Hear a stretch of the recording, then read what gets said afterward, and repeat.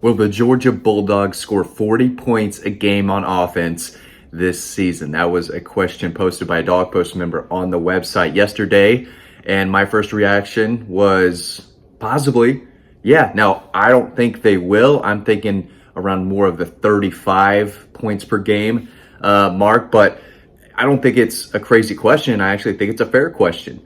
Now, I do think that Georgia's offense is a little underrated. I think everyone talks about the world-class defense they had, one of the best defenses in college football history last year, and that was the biggest reason why they won the national championship. But Georgia can score, and under Todd Monken, they do have an explosive offense, and I think they will be even more explosive this upcoming season for a number of different reasons. But first, I have to plug in the TikTok. Go follow us, Dog Post, on TikTok, on Instagram. We're trying to do more on those social media platforms there. We got a lot of great stuff coming. So if you're on TikTok, if you're on Instagram, give us a follow there. We love our YouTube audience, so we're trying to grow the rest. So as it relates to 40 points a game, I'm looking at the schedule, right? And I'm trying to think that, well, if they do, they're walking to the college football playoff. That was my first reaction when I saw the question. If Georgia scores 40 points a game or averages 40 points a game offensively, no doubt about it, they are walking easily into the college football playoff. I think they're going to average around 35. And even then, they're probably going to the college football playoff and undefeated in the regular season. Mainly because Georgia's defense is going to take a step back. I don't think it's going to be a major step back, though, because I think you're going to see a lot of guys who have been waiting their turn, patiently waiting in the wings, who are going to get an opportunity to play this year, who are going to play really, really well. So Georgia's defense is going to be one of the best in the SEC. So is Tennessee scoring 35 on Georgia? I don't think so. I think Kentucky could score 20. I think Florida maybe could score 20. I think Tennessee could score 20. I think Mississippi State could score 20.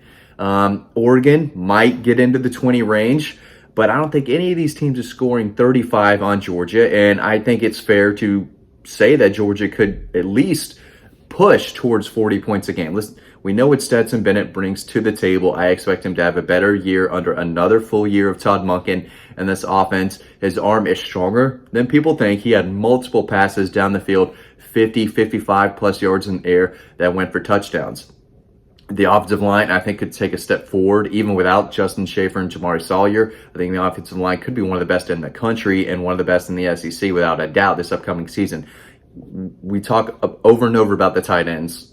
David Pollack said it might be the best tight end room in college football history. I don't think he's too far off there. Eric Gilbert coming into the mix now. Oscar Delp, just behind guys like Darnell Washington and Brock Bowers. I mean, I would love to see Georgia line up with 4 tight ends as much as possible. Love the 3 tight end sets. They should probably have 2 tight ends on the field each and every play because you can run well out of there too. When Georgia had 2 tight ends on the field last year, they ran on just about everyone, and those guys can catch passes too. There's so much you can do, and Todd Monken knows that, and Stetson Bennett knows that. So he's got playmakers. Now, at receiver, I think they're just fine, even without George Pickens. I don't think there's a talent like George Pickens on the roster right now, but that's okay.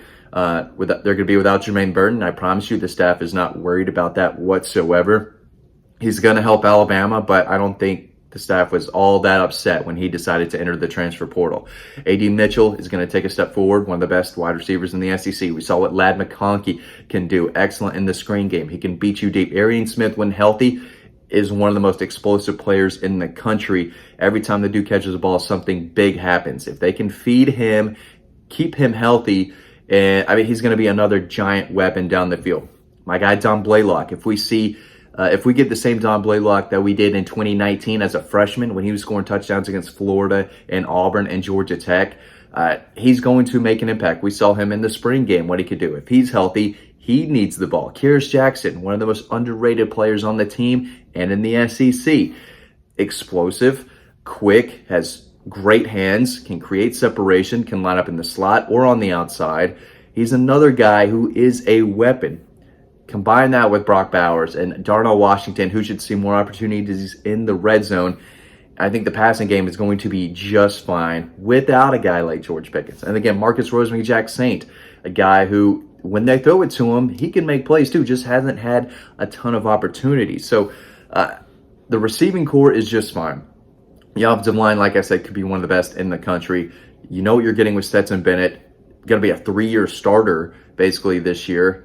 So he is reliable, and he can win games with his arm. He's shown it. At running back, I do think they might take a step backwards because I don't think they have a guy. I mean, James Cook was very good because he could help you in the receiving game. He had great hands. Kenny McIntosh can do that too, and we've seen snippets of what Kendall Milton can do there, but they're not going to replace James Cook easily. Zamir White, just a tackle-breaking machine last year. They need Kendall Milton to stay healthy. They need Kenny McIntosh to stay healthy. Both of those guys have had injury issues at times at Georgia. So it's hard for me to assume that both are going to stay healthy through the entire year. If they do, Georgia's running backs are going to be just fine this year.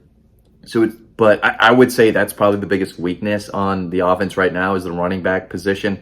Branson Robinson, a really impressive freshman, has been dinged up a little bit in his high school career. Daijun Edwards has been excellent when given an opportunity. Is he a 1 or 2 guy on the roster right now? No. I think he's one of the best number 3 backs in the conference.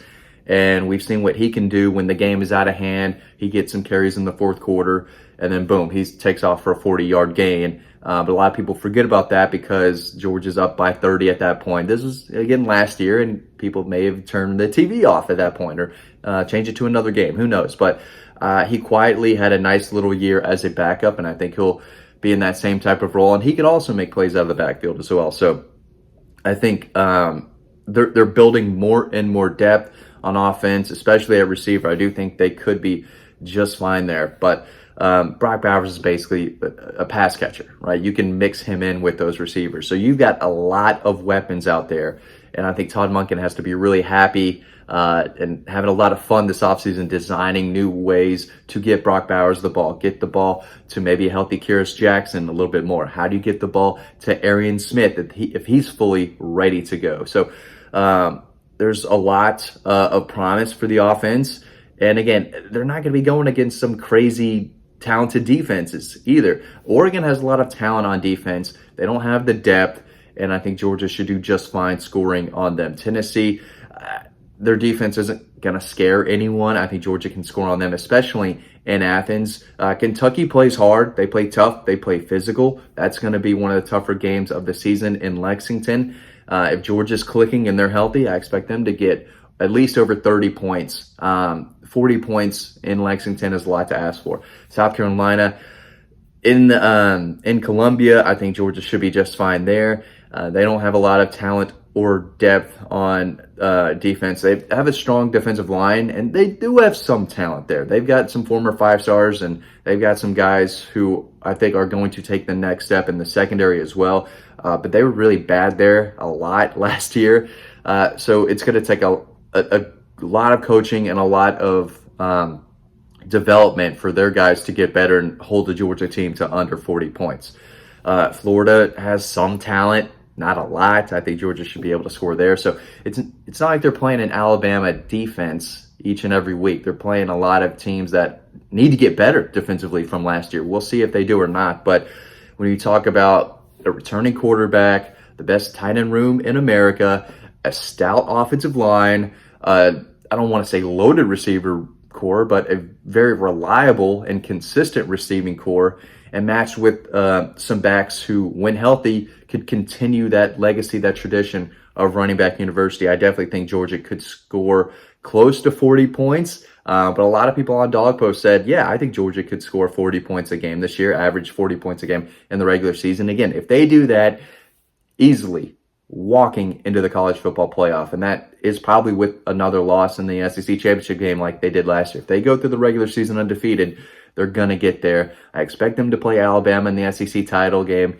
If not, maybe if Texas A&M upsets Alabama, maybe someone else upsets Alabama, then maybe we'll see the Aggies. I say we, I don't play for the team. I just cover the team. But Georgia will play the Aggies or Alabama in the title game. That's what I expect. And if they're undefeated in the regular season, we could still see a chance where Georgia can lose that game and still make it in. But I think the offense is going to surprise some people. I think the defense, guys like MJ Sherman at linebacker, Xavier Sori, Small Munden, Tresman Marshall, Jamon Dumas Johnson, Nazir Stackhouse, a lot of these guys I think are going to impress people as they see the field more often, as they get more experience. Someone's got to make plays.